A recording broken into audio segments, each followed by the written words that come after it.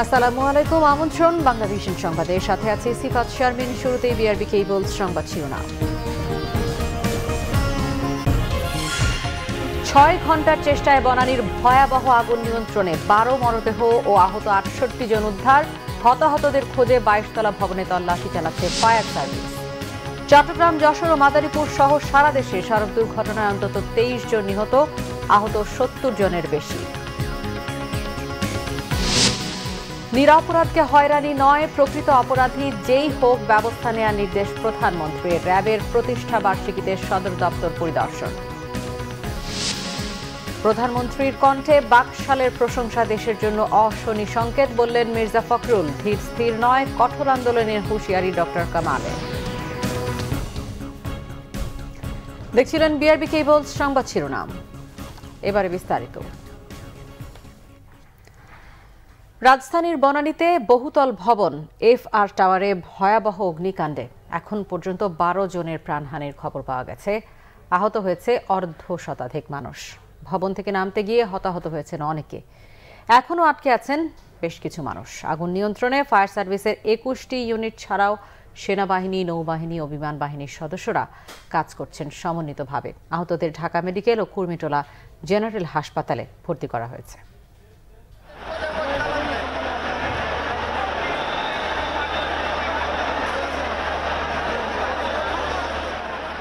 বৃহস্পতিবার দুপুর ১:১টার দিকে বনানীর রেফার টাওয়ারে লাগে ভয়াবহ আগুন।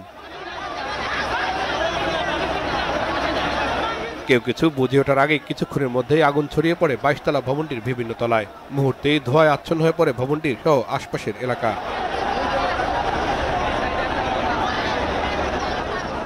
আগুনের আঁচ না পেতেই ভবনটিতে আটকে পড়ে বহু মানুষ। আগুন থেকে বাঁচতে কেউ পাইপ বে, গ্রিল বে এবং বিল্ডিংয়ে ঝুলে থাকা কেবল ধরে নামতে গিয়ে গুরুতর আহত হন অনেকে।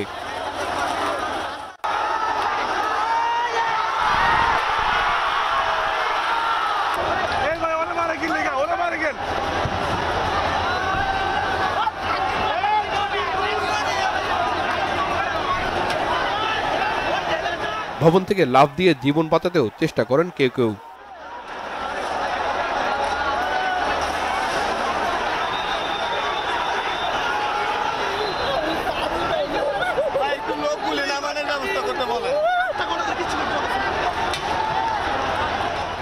আটকে পড়ারা হাত বাড়িয়ে জানান উদ্ধারের আকুতি।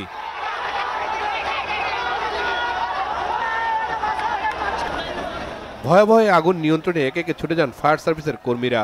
তাদের সাথে যোগদান অন্যান্য বাহিনীও।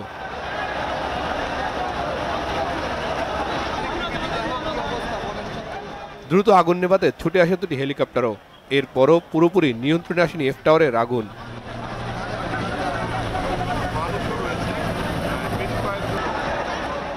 আগুনের তীব্রতা মাঝে মধ্যে কমলেও ধোঁয়া ছড়িয়ে পড়ে আশপাশের বিল্ডিংগুলোতে। আতঙ্ক ছড়িয়ে পড়ে পুরো এলাকায়। প্রাথমিকভাবে ভবনের ৯ তলা থেকে আগুন লাগে বলে জানায় ফায়ার সার্ভিস। তবে ভবন থেকে নেমে আসা কেউ কেউ বলছিলেন আগুন লেগেছে ভবনের ৮ ও ১০ তলায়। কিসের মধ্যে লাগছে ভাই, এটা আমরা কেউ দেখে নাই।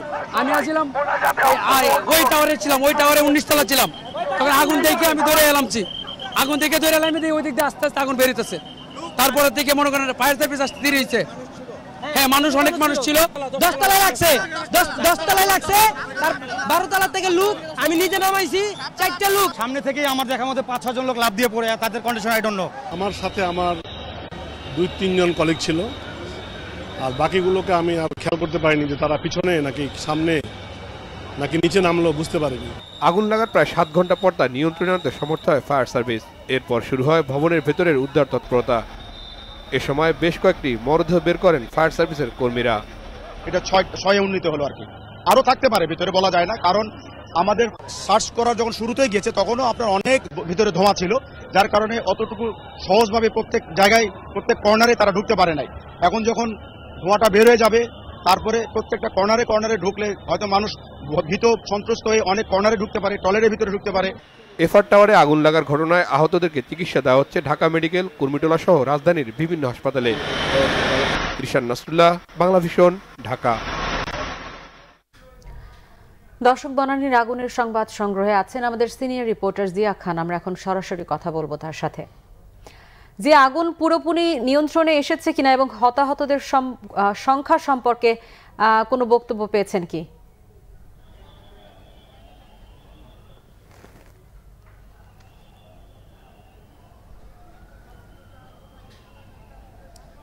ধন্যবাদ সিফাত, আপনার মাধ্যমে দর্শকদের জানিয়ে দিচ্ছি কিছুক্ষণ আগে ফায়ার সার্ভিসের পক্ষ থেকে আমাদেরকে জানানো হয়েছিল যে লাশের সংখ্যা 12টি। তবে কিছুক্ষণ আগে আমাদের সামনে থেকে আরেকটি লাশ বের করে নিয়ে যাওয়া হয়েছে। এ নিয়ে লাশের সংখ্যা দাঁড়ালো 13তে। অর্থাৎ আগুন লাগার পর থেকে প্রায় 12:30টার পর থেকে 6জন উপর থেকে লাফিয়ে পড়েছেন এবং তারা মারা গিয়েছেন এবং তারপর থেকে ফায়ার সার্ভিস এবং সেনাবাহিনীর পক্ষ থেকে আগুন নিয়ন্ত্রণ আনার পর তাদের রেস্কিউ টিম কাজ করছে এবং এখন পর্যন্ত তারা প্রায় 60টি মৃতদেহ তারা ভিতর থেকে উদ্ধার করে আমাদের সামনে দিয়ে নিয়ে গেছেন এবং হসপিটালে সেগুলি মর্গে নিয়ে যাওয়া হয়েছে। এছাড়া ফায়ার সার্ভিসের পক্ষ থেকে আমাদেরকে জানানো হয়েছে হতাহতের সংখ্যা প্রায় 70 জনের মতো। তবে আগুন প্রায় এখন থেকে প্রায় 1.5 ঘন্টা আগে আগুন নিয়ন্ত্রণে এসেছে এবং আগুন নিয়ন্ত্রণে আসার পর থেকে ফায়ার সার্ভিস এবং বাংলাদেশ সেনাবাহিনীর যে রেস্কিউ টিম তারা ভবনের ভিতরে প্রবেশ করেছেন এবং পুরো ভবন তল্লাশি করছেন। সেখানে আর কেউ হতাহত আছে কিনা, জীবিত কিংবা মৃত কেউ আছে কিনা সেগুলো তল্লাশি করে দেখা হচ্ছে। এখনও ভিতরে কাজ চলছে। আর আগুন যেহেতু 1.5 ঘন্টা আগে নিয়ন্ত্রণে এসেছে, তবে ধোঁয়া কিন্তু কিছুক্ষণ পরপরই ধোঁয়া বেরোচ্ছে এবং ফায়ার সার্ভিস কর্তৃপক্ষ বলছে যে এটা হয়তো ভবনের ভিতরে যেসব আসবাবপত্র কিংবা অন্য কোনো ইস্যু ছিল সেগুলোর থেকে কিন্তু ধোঁয়াগুলো বেরোচ্ছে। তবে আগুন তাদের সম্পূর্ণ নিয়ন্ত্রণে বলে আমাদেরকে তারা দাবি করেছেন। এবং আপনি জানেন যে আগুন লাগার পর থেকে কিন্তু ফায়ার সার্ভিস, বাংলাদেশ সেনাবাহিনী সহ আরও যত সংস্থাগুলো আছে, আইনশৃঙ্খলা বাহিনীর সদস্যরা তারা এসে কাজে যোগ দিয়েছেন। পাশাপাশি তাদেরকে সহযোগিতার জন্য এলাকার যে মানুষজন তারা কিন্তু ব্যাপক সহযোগিতা করেছেন যাতে এই গাড়িগুলো দ্রুত। দর্শক, বনানীর আগুনের সংবাদ সংগ্রহে আছেন আমাদের আরও একজন সিনিয়র রিপোর্টার সেকান্দার রেমান। আমরা এখন তার সাথে কথা বলবো। রেমান, আগুন নিয়ন্ত্রণের পর আমরা জানতে পেরেছি যে ভবনের ভেতরে ফায়ার সার্ভিসের কর্মীরা প্রবেশ করেছেন, তো এখন কেমন পরিস্থিতি দেখছেন সেখানকার? সিফাত, আপনাকে ধন্যবাদ। আসলে শুধু ফায়ার ব্রিগেড নয়, ফায়ার ব্রিগেড ছাড়াও আপনারা দেখছেন যে এখানে সেনাবাহিনীর সদস্যরা কিন্তু কাজ করছেন। সেনা, নৌ এবং বিমান বাহিনীর একটা যৌথ দল আগুন লাগার পর থেকেই এখানে পরিস্থিতি নিয়ন্ত্রণে আনার জন্য কাজ করছে। তো আসলে আগুন নিয়ন্ত্রণের পর যেটি বিষয় সেটি হচ্ছে একটি খুবই বেদনাদায়ক বিষয়। আমরা দেখছি কিছুক্ষণ পরপরই ভবনের বিভিন্ন ফ্লোর থেকে লাশ বের করে আনা হচ্ছে এবং এখানে ফায়ার ব্রিগেডের পক্ষ থেকে কিন্তু একটি নোটিশ বোর্ড দেওয়া হয়েছে, যেখানে লাশের সংখ্যা দেওয়া হচ্ছে এবং আহত কয়জন সেটিও দেওয়া হচ্ছে। এবং সময় যতই বাড়াচ্ছে ততই কিন্তু আত্মীয় স্বজন যারা বিভিন্ন রাজধানীর বিভিন্ন জায়গায় থাকেন তারা কিন্তু এখানে ভিড় করছেন স্বজনের কী অবস্থা সেটি জানার জন্য।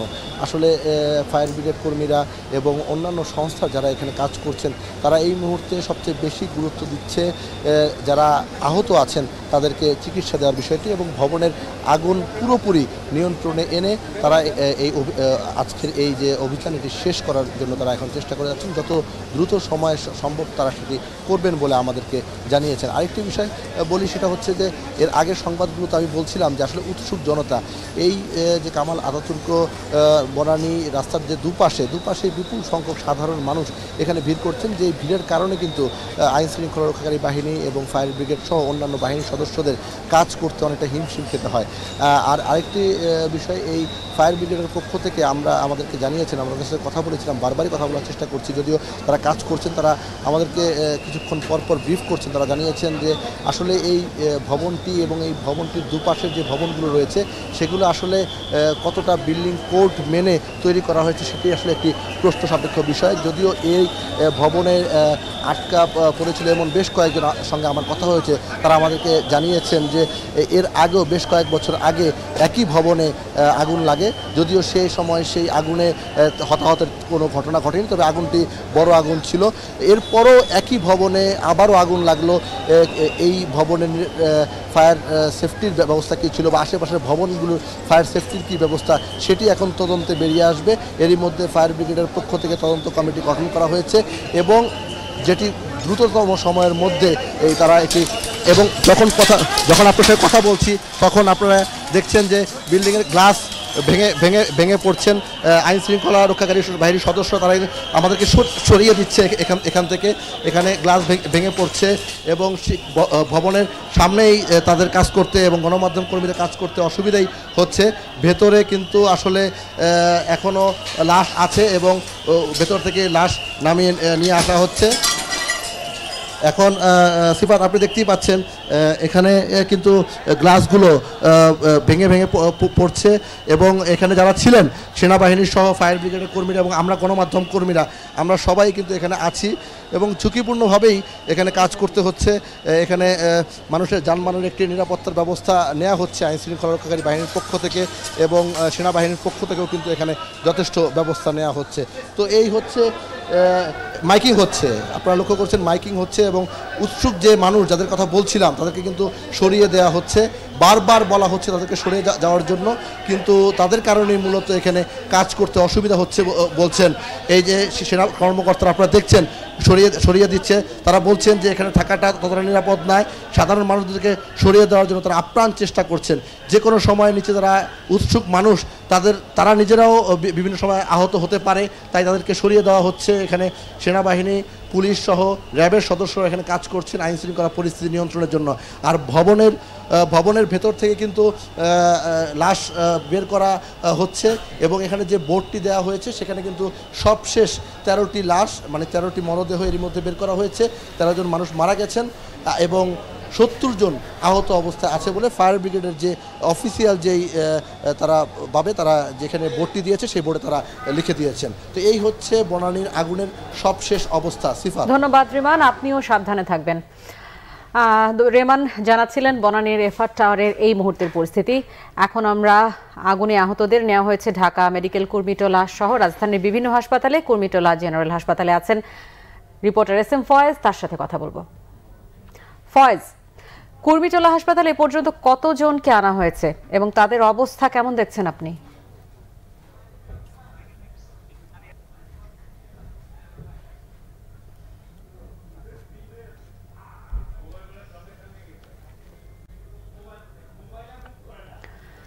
দর্শক, সংযোগটি বিচ্ছিন্ন হয়ে গেছে, আমরা পরবর্তীতে আবারও সংযোগ স্থাপনের চেষ্টা করব।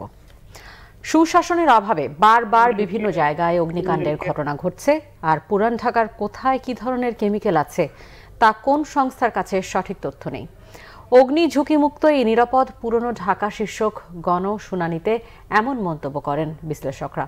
গণশুনানি শেষে দক্ষিণ সিটি কর্পোরেশনের মেয়র সাইদ খোকন বলেছেন, চুরিহাট্টা অগ্নিকাণ্ডের ঘটনায় ক্ষতিগ্রস্তরা আবেদন করলে চাকরির ব্যবস্থা করা হবে। ফায়ার সার্ভিসের তথ্য অনুযায়ী 2018 সালে পুরান ঢাকায় 468টি অগ্নিকাণ্ডের ঘটনা ঘটে, অর্থাৎ গড়ে প্রতিদিন একটির বেশি অগ্নিকাণ্ডের ঘটনা ঘটেছে, যেখানে অবৈধ রাসায়নিক গুদামঘর ও কারখানার সংখ্যা 500-র বেশি। এর আগেও নিমতলির ঘটনা থেকে কোনো শিক্ষা নেয়নি কেউ। বৃহস্পতিবার অগ্নিকাণ্ড পরবর্তী করণীয় নিয়ে গণশুনানির আয়োজন করা হয়। সেখানে নিহতদের স্বজনরা বলেন, একমাত্র উপার্জনক্ষম ব্যক্তিটি অগ্নিকাণ্ডে নিহত হওয়ায় প্রত্যেকটি পরিবার পথে বসেছে। প্রায় 75 জন ব্যক্তির মৃত্যুর বিরুদ্ধে অপরাধীকে কোনো রকম জেল জরিমানা রিমান্ড প্রদান করা হয় না, বরং অপরাধীকে অগ্রিম জামিন প্রদান করা হয়েছে। আমাদের থাকার চেষ্টা করতো, যদি মাথায় বোঝার মতন ছাদ থাকতো, রাতটা পোয়াতে পারতাম বাবা মাকে নিয়ে। এখন তো আমার ফ্যামিলি চালানোর মতন খুব কষ্ট হয়। আমার হাজবেন্ড ছিল একজন সংসার উপার্জন করা, আমার বাচ্চারা চিন্তা বাচ্চা, আমার ছোট ছোট, এখন আমি ভাড়াও কোথায় যাবো আর কোথায় থাকবো এটারও কোনো আমার ঠিক নাই। বিশিষ্টজনেরা বলেন, অগ্নিকাণ্ডের পর তদন্ত কমিটিগুলোর কোনো প্রতিবেদন জনসমক্ষে প্রকাশিত হয় না, এমনকি কমিটির সুপারিশগুলো অগ্রাধিকারের ভিত্তিতে বাস্তবায়ন করা হয় না। যে দেশে সুশাসনের প্রচন্ড অভাব থাকে, সেখানে কোনো মানুষ তার নিজের কাজকে নিজের কাজ বলে মনে করতে পারে না। বোধটা কিন্তু জাগ্রত করার দায়িত্ব রাজনীতিকদের। রাজনীতিকরা সেই কাজটা ঠিক মতন করছে না বলে নাগরিকরা বিচ্ছিন্ন বোধ করে। ট্যানারি পল্লী স্থাপনে যেই পরিণতি হয়েছে, একই পরিণতি যদি এই রাসায়নিক পল্লী স্থাপনে হয়, সেটার ভয়ঙ্কর পরিণাম। বিসিকের মতন একটি সংস্থা সত্যি সেই নেতৃত্ব দিতে পারবে কিনা, এটা কিন্তু আমাদেরকে একটু ভালো করে বিবেচনা করে দেখতে হবে। যেটা আমার 3 মাসে সরানোর কথা সেটা আমি 3 দিনে অর্ডার দিয়ে দিচ্ছি সরানোর জন্য। যে লোকদের কাছে পৌঁছাবো তার চারপাশে জনগণকে অ্যাওয়ার্ড করা আছে কিনা এবং আমাদের কনস্ট্রাকশন ওরকম আছে কিনা যেখানে গেলে জিনিসটা হবে। গণশুনানি শেষে ঢাকা দক্ষিণ সিটি কর্পোরেশনের মেয়র সাইদ খোকন বলেন, কেমিক্যাল ব্যবসা করতে গিয়ে মানুষের জীবনহানি করা যাবে না। যারা অসহায় রয়েছেন, যাদের সাহায্যের প্রয়োজন রয়েছে, তারা যদি ঢাকা দক্ষিণ সিটি কর্পোরেশন আবেদন করেন, আমরা তাদেরকে চাকরির ব্যবস্থা করব। দীপন দাওয়ান, বাংলা ভিশন, ঢাকা। বনানীর আগুনে আহতদের নেওয়া হয়েছে ঢাকা মেডিকেল, কুর্মিটোলা সহ রাজধানীর বিভিন্ন হাসপাতালে। কুর্মিটোলা জেনারেল হাসপাতালে সংবাদ সংগ্রহে আছেন আমাদের রিপোর্টার SM ফয়েজ। আমরা আবারও তার সাথে সরাসরি কথা বলার চেষ্টা করছি। ফয়েজ, কুমিল্লা হাসপাতালে এ পর্যন্ত কতজনকে আনা হয়েছে এবং তাদের অবস্থা কেমন দেখছেন আপনি?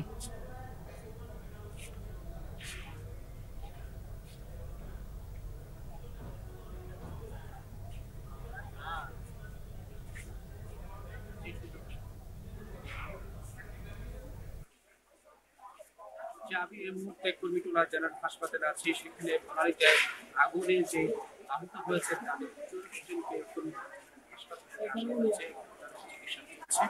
এর মধ্যে 3 জনকে একজন প্রাথমিক চিকিৎসা নিয়ে চলে গেছেন, বাকি 2 জনের অবস্থার অবনতি থেকে তাদেরকে উন্নত চিকিৎসার জন্য ঢাকা মেডিকেল হাসপাতালে নেওয়া হয়েছে।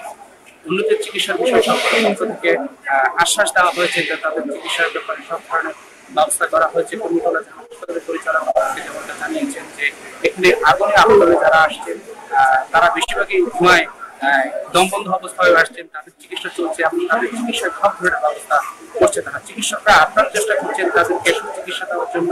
এছাড়া কিছুক্ষণ আগে অ্যাম্বুলেন্সে করে 3টি মৃতদেহ নিয়ে আসা হয়েছে কুর্মিটোলা জেনারেল হাসপাতালে। একে একে অ্যাম্বুলেন্সের সারি এসেছে এবং সেই লাশগুলো ঢুকানো হয়েছে। স্বজনদের কান্নায় ভারী হয়ে উঠছে হাসপাতালের পরিবেশ। কিছুক্ষণ আগে একজনের সাথে কথা বলেছিলাম, তার সহকর্মী তাকে ফোন দিয়ে যেমনটা আগুন যখন লেগেছিল জানিয়েছিলেন, তার সহকর্মীরা তার বাজনা ঠিক সহকর্মীর সেই লাশটি দেখে তিনি কান্নায় ভেঙে পড়েছেন। তিনি যেমনটাই জানিয়েছেন যে চোখের সামনে সহকর্মীর মৃত্যু হয়েছে, আগুনে পড়ে কয়লা হয়েছে, সে বিষয়টা আসলে আমরা শুধু দাঁড়িয়ে দেখেছি, সে বিষয়ে আমাদের কিছু করার নেই। তবে তারা এটাও বলেছেন যে এই ভবনটিতে আগুন লেগেছে, যে ফায়ার সার্ভিসের যে ফায়ার আগুন লাগার পরে যে এক্সিট থাকে বা যে ফায়ার এক্সিট বলা হয়, যে দরজা বলা হয়, সেটা আসলে ছিল না। ধন্যবাদ আপনাকে। কুর্মিটোলা হাসপাতালের সামনে থেকে জানাচ্ছিলেন ফয়েজ আহমেদ। সড়ক দুর্ঘটনায় চট্টগ্রাম, মাদারীপুর, যশোর, পটুয়াখালী ও রাঙামাটিতে নারী, শিশু সহ অন্তত 23 জন নিহত হয়েছেন, আহত অন্তত 70 জন। আহতদের মধ্যে অনেকের অবস্থা গুরুতর হওয়ায় বাড়তে পারে মৃতের সংখ্যা। বিস্তারিত ডেস্ক রিপোর্টে। আবারও সড়ক দুর্ঘটনা, আবারও মৃত্যুর মিছিল। বৃহস্পতিবার রাত 1টা নাগাদ চট্টগ্রাম মহানগরীর লোহাগড়ার চুনতি জাঙ্গালিয়ায় যাত্রীবাহী বাস ও মাইক্রোবাসের মুখোমুখি সংঘর্ষ হয়। ঘটনাস্থলেই নিহত হন 2 নারী ও 1 শিশুসহ 8 জন। আহত 11 জনকে ভর্তি করা হয় চকরিয়া জেনারেল হাসপাতালে। পরে আশঙ্কাজনক একজনকে পাঠানো হয় চট্টগ্রাম মেডিকেলে। চট্টগ্রামের এই দুর্ঘটনার রেশ না কাটতেই মাদারীপুরের কলাবাড়ি এলাকায় ব্রিজ ভেঙে খাদে পড়ে যাত্রীবাহী বাস। 40 ছাড়ায় হতাহতের সংখ্যা। এদিকে জেলার খাগতি এবং রাজৈর উপজেলায় আলাদা সড়ক দুর্ঘটনায় নিহত হন 1 স্কুল শিক্ষক ও বিকাশ কর্মী। তাদের মধ্যে অনেকের অবস্থা আশঙ্কাজনক আছে। আমরা প্রাইমারি চিকিৎসা যতটুকু সম্ভব সবগুলো এস্টাবলিশ করে যাদেরকে রেফার করা লাগে তাদের রেফার করা হচ্ছে। এছাড়া যশোর, পটুয়াখালী এবং রাঙামাটির বাঘাইছড়িতে আলাদা সড়ক দুর্ঘটনায় 1 শ্রমিক সহ নিহত হন 5 জন। জেলার বিভিন্ন হাসপাতালে ভর্তি হওয়া আহত 20 জনের মধ্যে বেশ কয়েকজনের অবস্থা গুরুতর। শর্মিলা কেয়া, বাংলা ভিশন, নিউজ ডেস্ক। মানবাধিকারের কথা বিবেচনায় নিয়ে আইন প্রয়োগ করতে র্যাবের প্রতি আহ্বান জানিয়েছেন প্রধানমন্ত্রী শেখ হাসিনা। তিনি বলেন, অন্যথায় যেই করুক তার বিরুদ্ধে ব্যবস্থা নিতে হবে, তবে তা করতে গিয়ে কেউ যাতে অযথা হয়রানির শিকার না হয় সেদিকে খেয়াল রাখার নির্দেশও দেন প্রধানমন্ত্রী। এলিট ফোর্স র্যাবের 15তম প্রতিষ্ঠাবার্ষিকী উপলক্ষে বাহিনীর কুর্মিটোলা সদর দপ্তরে সারা দেশের বিভিন্ন ইউনিটের র্যাবের সদস্যরা দরবারে অংশ নেন। সুন্দরবন দস্যুমুক্ত করতে র্যাবের ভূমিকা স্মরণ করে প্রধানমন্ত্রী শেখ হাসিনা বলেন, জঙ্গি ও সন্ত্রাস দমনেও এ বাহিনীর অবদান প্রশংসনীয়। সাফল্যের এই ধারা অব্যাহত রাখার আহ্বান জানিয়ে তিনি মাদক ও চোরাকারবারিদের বিরুদ্ধে কঠোর হুঁশিয়ারি দেন। মাদকের বিরুদ্ধে অভিযান আমাদের এখন অব্যাহত আছে এবং এটা অব্যাহত থাকবে। আর সেই সাথে মাদক যাতে না আসতে পারে বা পাচার হতে না পারে বা আমাদের দেশের মধ্যে ঢুকতে না পারে বা দেশের মধ্যে কেউ তৈরি করতে না পারে বা মাদক ব্যবসায়ী, মাদকের সাথে সম্পর্কিত বা মাদক সরবরাহকারী সকলের বিরুদ্ধে অভিযানটা অব্যাহত থাকবে। তবে আমরা সমাজকে মাদক মুক্ত করতে পারবো। নিরাপরাধ কেউ যাতে হয়রানির শিকার না হয় সেদিকে খেয়াল রাখার নির্দেশনা দেন সরকার প্রধান। যারা অন্যায় করবে সে যেই হোক, অন্যায়কারীর বিরুদ্ধে যথাযথ ব্যবস্থা নিতে হবে। তবে সাথে এটাও দেখতে হবে যে অযথা কোনো মানুষ যেন হয়রানির শিকার না হয়, কারণ যে কোনো আইন প্রয়োগের সময় সব সময় মানবাধিকারের বিষয়টা লক্ষ্য রাখতে হবে। গত 10 বছরে দেশে অভাবনীয় উন্নয়ন হয়েছে জানিয়ে শান্তি ও স্থিতিশীলতা প্রতিষ্ঠায় সরকার বদ্ধপরিকর বলেও জানান প্রধানমন্ত্রী। পরে অনুষ্ঠান থেকে র‍্যাব 10, 13 ও 15 এর কমপ্লেক্সের ভিত্তিফলক উন্মোচন করেন প্রধানমন্ত্রী শেখ হাসিনা। সৈয়দ আব্দুল মুহিত, বাংলা ভিশন, ঢাকা। নিচ্ছে সিবিসি টাইলস সংবাদ বিরতির সাথে থাকুন, ফিরে এসে থাকছে। পুঁজিবাজারের আর অস্বাভাবিক দরপতন হবে না, কারসাজি আর কৃত্রিম সংকট তৈরি করে ঠকানো যাবে না বিনিয়োগকারীদের, চ্যালেঞ্জ অর্থমন্ত্রীর। মুক্তিযুদ্ধে মানবতা বিরোধী অপরাধের অভিযোগে নেত্রকোনার পলাতক 5 আসামিকে মৃত্যুদণ্ড দিয়েছে আন্তর্জাতিক অপরাধ ট্রাইব্যুনাল।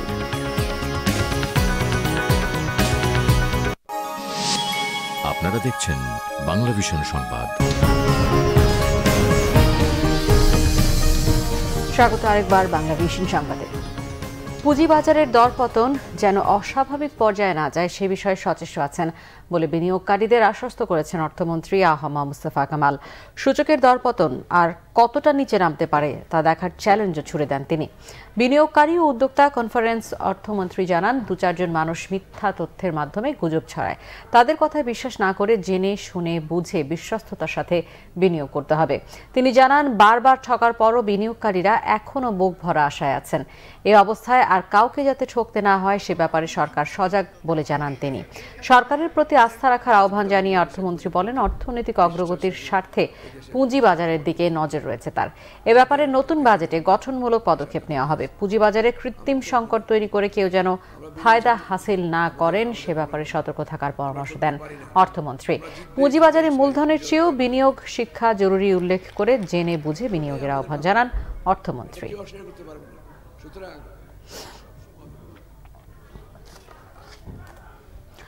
বিএনপি মহাসচিব মির্জা ফখরুল ইসলাম আলমগীর বলেছেন, প্রধানমন্ত্রীর কণ্ঠে বাকশালের প্রশংসা দেশের জন্য অশনি সংকেত। কৃষক শ্রমিক জনতা লীগের স্বাধীনতা দিবসের আলোচনায় তিনি এই মন্তব্য করেন। মির্জা ফখরুল বলেন, দেশের মানুষ আশঙ্কা করছে আইন করে বাকশাল প্রতিষ্ঠা করতে পারে সরকার। একদলীয় এই শাসন ব্যবস্থা জনগণের আতঙ্কের কারণ। ভবিষ্যৎ নির্বাচনে ক্ষমতাসীনরা আর জিততে পারবে না জেনে নতুন করে বাকশালের কথা বলছে বলেও মন্তব্য করেন বিএনপি মহাসচিব।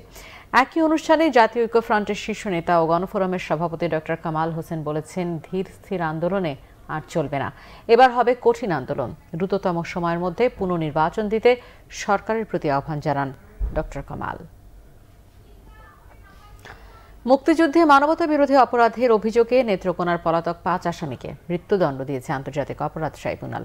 বিচারপতি মোহাম্মদ শাহিনুর ইসলামের নেতৃত্বে 3 সদস্যের ট্রাইব্যুনাল এই আদেশ দেয়। আসামিরা হলেন পূর্ব ধলা উপজেলার শেখ মোহাম্মদ আব্দুল মজিদ ওরফে মজিদ মাওলানা, আব্দুল খালেক তালুকদার, মোহাম্মদ কবির খান, আব্দুল সালাম বেগ এবং নুরুদ্দিন ওরফে রদ্দিন। রায়ের পর প্রসিকিউটর মুখলেসুর রহমান বাদল জানান, আসামিদের বিরুদ্ধে 7টি অভিযোগের 5টিতে মৃত্যুদণ্ড, 1টিতে যাবজ্জীবন এবং অন্য 1টিতে 10 বছরের কারাদণ্ড দেওয়া হয়। তিনি বলেন, আসামিদের মানবতা বিরোধী অপরাধের তথ্য প্রমাণ পাওয়ায় ট্রাইব্যুনাল এই সাজা দিয়েছে। অন্যদিকে পলাতক আসামিদের পক্ষে রাষ্ট্র বিনিয়োগকৃত আইনজীবী গাজী MH তামিম বলেন, আসামিরা ন্যায় বিচার পায়নি। আবারও নিচ্ছে সিবিসি টাইলস সংবাদ বিরতি, সাথে থাকুন, ফিরে এসে থাকছে।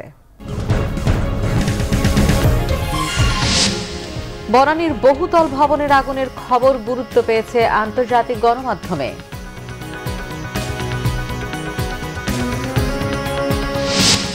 3 এপ্রিল শুরু হচ্ছে Bangabandhu cup golf Asian tour tournament. অংশ নিচ্ছে 22 দেশের 146 গলফার।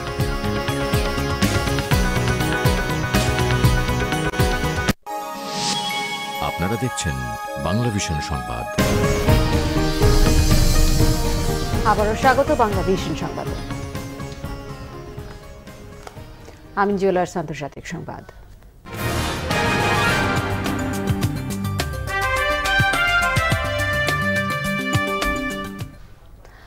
রাজধানীর বনানীর এফআর বাণিজ্যিক ভবনে আগুন লেগে অন্তত ১৯ জনের মৃত্যুর খবরটি গুরুত্বের সাথে প্রকাশ করেছে বিবিসি, রয়টার্স, জিও টিভি সহ বিভিন্ন আন্তর্জাতিক গণমাধ্যম। ব্রিটিশ বার্তা সংস্থা বিবিসির দ্বিতীয় শিরোনাম ছিল ঢাকার বনানীর একটি ভবনে ভয়াবহ আগুন। প্রতিবেদনে বলা হয়, দমকল কর্মীদের পাশাপাশি উদ্ধার কাজে যোগ দিয়েছে সেনা, নৌ ও বিমান বাহিনীর সদস্যরা। গেল ফেব্রুয়ারিতে পুরানো ঢাকার চুরিহাট্টার প্রাণঘাতী অগ্নিকাণ্ডে ৭৮ জনের মৃত্যুর কথা উল্লেখ করা হয় প্রতিবেদনে। তার প্রতি মুহূর্তে আগুনের খবরের আপডেট প্রচার করছে বিবিসি বাংলা। খবরটি গুরুত্বের সাথে প্রচার করেছে মার্কিন সংবাদ মাধ্যম সিএনএনও। তাদের শিরোনাম ছিল ঢাকার প্রাণঘাতী আগুনে আটকে পড়াদের উদ্ধার কাজ চলছে, বাংলাদেশের বহুতল ভবনে আগুনে আটকা পড়েছে অনেকে, এমন শিরোনাম ছিল রয়টার্সের। গেল মাসে পুরানো ঢাকার আগুনে ৭৮ জনের মৃত্যুর খবরটি প্রচার করেছে তারাও। এছাড়া এনডিটিভি, জিও টিভি সহ বিভিন্ন গণমাধ্যম বনানীর আগুনের খবর কেবল শিরোনামগুলো আরও একবার জানিয়ে ৬ ঘন্টার চেষ্টায় বনানীর ভয়াবহ আগুন নিয়ন্ত্রণে ১৯ মরদেহ ও আহত ৭০ জন উদ্ধার। হতাহতদের খোঁজে ২২ তলা ভবনে তল্লাশি চালাচ্ছে ফায়ার সার্ভিস। চট্টগ্রাম, যশোর ও মাদারীপুর সহ সারা দেশে সড়ক দুর্ঘটনায় অন্তত ২৩ জন নিহত, ৭০ জনের বেশি আহত। নিরপরাধকে হয়রানি নয়, প্রকৃত অপরাধী যেই হোক ব্যবস্থা নেওয়ার নির্দেশ প্রধানমন্ত্রীর। র্যাবের প্রতিষ্ঠা বার্ষিকীতে সদর দপ্তর পরিদর্শন। প্রধানমন্ত্রীর কণ্ঠে বাকশালের প্রশংসা দেশের জন্য অশনি সংকেত বললেন মির্জা ফখরুল। ধীর স্থির নয়, কঠোর আন্দোলনের হুঁশিয়ারি ডক্টর কামালের। এই ছিল এখনকার মতো। পরের সংবাদ রাত 10:30। এর আগে 9টায় রয়েছে নিউজ টপ 10 দেখার আমন্ত্রণ রইল। এছাড়া ফেসবুকে বাংলা ভিশন সংবাদ সরাসরি দেখতে লগ ইন করতে পারেন facebook.com/বাংলাভিশনে। এতক্ষণ সাথে থাকায় ধন্যবাদ সবাই।